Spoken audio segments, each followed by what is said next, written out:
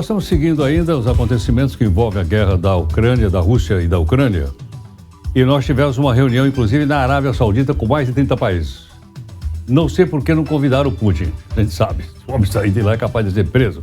Haja vista que há um mandado judicial contra ele pelo Tribunal Penal Internacional. Poderia ir para o Xilindró. Bom, em suma, não deu em nada. Para onde essas relações internacionais caminham? Gentilmente, professor Leonardo Trevisan, professor de Relações Internacionais da ESPM. Professor, obrigado por atender a Nova Brasil. Bom dia, Heródoto, bom dia a todos que nos escutam. Obrigado a vocês pelo convite. Professor, essa reunião frustrada, ela tinha força para alguma decisão? Ela tinha poder para isso? Os países que estavam lá presentes têm algum protagonismo importante na atual geopolítica mundial ou não? Esse é o ponto, Heródoto. Você mencionou o primeiro problema deles logo de cara, né? Putin não foi convidado, a Rússia não foi convidada. Então, um dos atores essenciais, afinal nós temos dois brigões aí, um dos atores essenciais não estava presente. Então, de alguma forma, isso tinha um limite estabelecido. Por outro lado, Heródoto, isso a gente precisa lembrar, o principal, vamos dizer, condutor desses convites não tinha uma importância menor, que era a China. É preciso lembrar também que os Estados Unidos enviaram representantes. Em outras palavras, as duas grandes potências que efetivamente têm o cenário essencial, o ponto de vista decisivo, tanto de um lado como do outro, Estados Unidos são o grande financiador da guerra da Ucrânia, não podemos esquecer isso. 70% dos custos são deles. O que a China faz? A China é também a grande financiadora da guerra para a Rússia, porque ela compra petróleo da Rússia. Todo aquele petróleo que não foi comprado mais, petróleo e gás, que não foi comprado mais pela Europa, é comprado pela China. Isso tem importância, sim. Eles têm poder de convencimento, vamos dizer dessa forma, entre aspas, para os dois lados.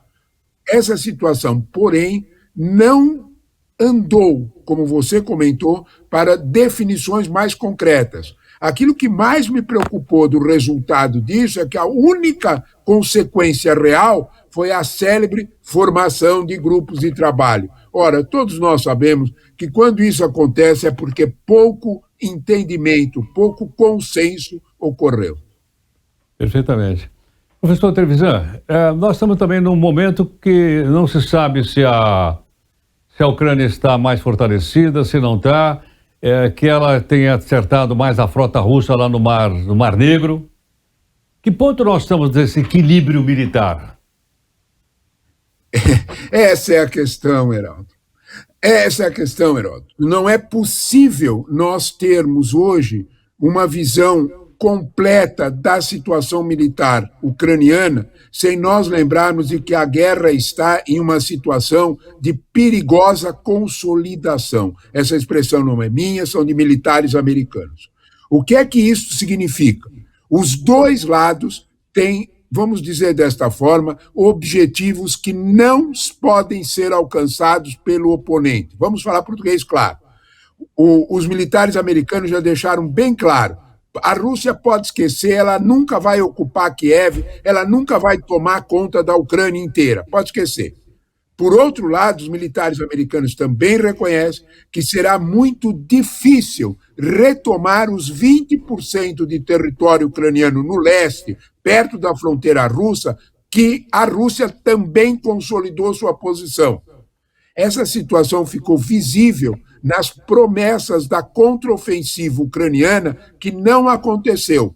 Uma matéria muito bem feita do New York Times, uma matéria muito detalhada, mostrou o poder das minas de plástico que a Rússia estendeu, protegendo seu território. Essas minas provocaram baixas terríveis. O repórter do New York Times acompanhou as operações dos hospitais militares ucranianos. Esse é um detalhe. Nós estamos numa situação em que os dois lados estão literalmente entocados. Um não vai conseguir tomar o outro. Essa situação é reconhecida pelos dois lados, é reconhecida pelos militares americanos, porém, a guerra hoje não é mais uma guerra de presença, nós temos os drones, para citar um exemplo, e os mísseis de cruzeiros russos. Isso significa que a fustigação dos dois lados, que a capacidade de provocar prejuízo dos dois lados é muito grande. Vamos a um exemplo concreto. A BBC mostrou que nos últimos 2 meses, a emissora britânica, mais de 120 ataques com drones aconteceram em Moscou. Por outro lado, é visível que a infraestrutura ucraniana está sendo destruída por mísseis muito mais, vamos dizer desta forma, de cruzeiro, poderosos na Ucrânia. Esta situação está caminhando para uma escalada ilimitada do ponto de vista militar aéreo, que é incontrolado pelos dois lados. Para nós termos uma ideia de o quanto isso é perigoso, nós temos que lembrar que na semana passada, na quarta-feira passada, a União Europeia avisou a Ucrânia que ela não poderia usar os armamentos que ela entregues, principalmente os drones, com efeito ofensivo. Todo o armamento para a Ucrânia deveria ser defensivo. Isto é sinal de que a União Europeia percebe que está perdendo o controle sobre a situação e isso pode transformar a guerra em algo ilimitado. Professor, e a ONU? Não se ouve falar da ONU?